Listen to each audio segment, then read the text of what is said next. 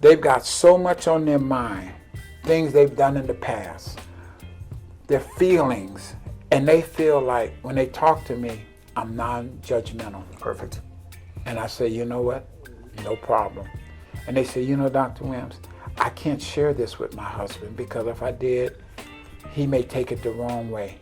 I love him. I really love him. But you know what? You know, he doesn't listen to me. I come home. All I want him to do is just help me bring the groceries in or do this. If I say that, you know, I've been out all day making money and blah, blah, blah. She says, I'm not asking him to do a job. I'm just asking him just to feel me. Yeah. Just to feel me. Just to understand what I'm going through. She said, but when I come here, I can express that.